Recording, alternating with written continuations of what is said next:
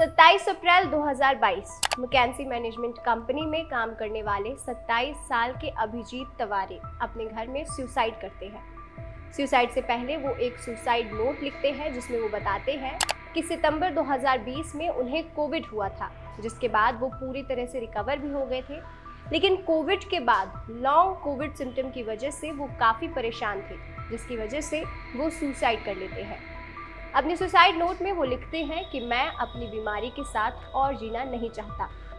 अब सवाल ये उठता है कि क्या कोविड के बाद मार्केट में उसका नया वेरिएंट सामने आया है? क्या कोविड की वैक्सीन बनने के बाद भी लोगों को कोविड से खतरा है? नमस्कार, आप देख रहे हैं विन द फर्स्ट और आज के इस एक्सप्लेनर में हम बात करेंगे लॉन्ग कोविड के बारे में।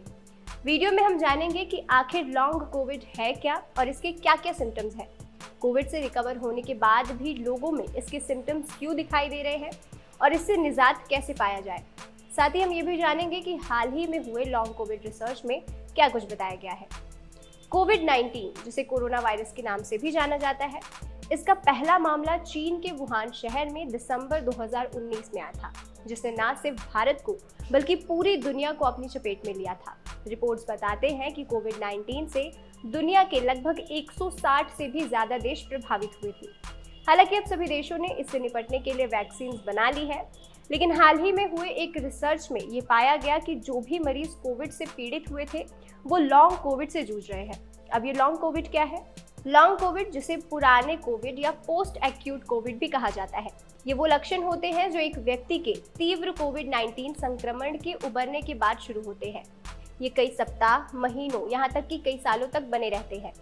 ये सिम्टम्स या लक्षण शरीर के अलग अलग सिस्टम्स को प्रभावित कर सकते हैं, जिनमें श्वसन, कार्डियोवैस्कुलर, न्यूरोलॉजिकल और मांसपेशियों के तंत्र शामिल है।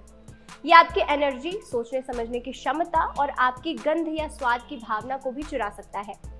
बात करते हैं लॉन्ग कोविड सिम्टम्स के बारे में। इसमें थकान और मांसपेशियों में कमजोरी आना, सांस की तकलीफ होना, छाती में दर्द होना, संज्ञानात्मक हानि और स्मृति समस्याएं यानी cognitive impairment and memory problems, नींद की समस्या आना, एंजाइटी और चिंता, जोड़ों में दर्द और गठिया, सिर दर्द और माइग्रेन, साथ ही डाइजेशन से रिलेटेड समस्याएं होती हैं। लेकिन कोविड से रिकवर होने के बाद भी लोगों को परेशानियां क्यों हो रही हैं? हाल ही में हुए एक रिसर्च में ये पाया गया कि फाइब्रिन लंबे समय तक रहने वाले कोविड लक्षणों का कारण है। फाइब्रिन एक प्रकार का प्रोटीन है जो रक्त यानी कि ब्लड के थक्के बनाने में महत्वपूर्ण भूमिका निभाता है। आपने एक चीज जरूर नोटिस की होगी, जब आपको चोट लगती है तो आपको हल्के काले या बैंगनी रंग के निशान हो जाते हैं, जिसे आप आम भाषा में खून जमना भी कहते हैं। दरअसल ये निशान फाइब्रिन की वजह से होते हैं। ये प्रोटीन रक्त के प्लाज्मा में पाया जाता है और जब रक्त वाहिकाओं में कोई चोट लग जाती है तो ये प्रोटीन सक्रिय हो जाता है और थक्के बनाने में मदद करता है। SARS-CoV-2 एक वायरस है जो कोरोना वायरस परिवार का एक हिस्सा है। इसे वेस्कुलोपैथिक एजेंट के रूप में भी जाना जाता है। ये हमारे ब्लड वेसल्स को नुकसान पहुंचाते हैं। SARS-CoV-2 वायरस की वजह से हमारे फेफड़ों में ब्लड के थक्के जम जाते हैं। साथ ही ये फेफड़ों में सूजन का भी कारण है। लगातार थ्रोम्बोसूजन हमारे शरीर में अनगिनत लक्षणों को जन्म देता है। ये वही लक्षण है जिसकी चर्चा हमने वीडियो के शुरुआत में की थी और इसे ही लॉन्ग कोविड कहा जाता है। रिपोर्ट्स बताते हैं कि लॉन्ग कोविड सिम्टम्स उन लोगों में तो है ही जिन्हें सीरियस कोविड हुआ था, बल्कि ये उनमें भी है जिन्हें नॉर्मल यहाँ तक कि स्पर्शान्मुख यानी कि एसिम्प्टोमेटिक कोविड हुआ। इससे ये साफ हो गया कि पास्ट में जितने भी लोग कोविड की चपेट में आए वो कई हफ्तों, महीनों, यहाँ तक कि कई सालों तक लॉन्ग कोविड से जूझ रहे हैं।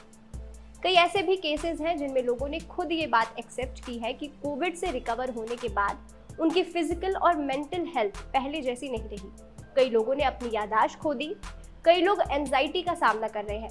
इसके साथ ही सांस लेने में दिक्कत होना, बुखार रहना, थका हुआ महसूस करना, हाथ कपकपाना और ऐसी कई सारे सिम्टम्स हैं जो कि कोविड से रिकवर होने के बाद लोगों में दिखाई दे रहे हैं।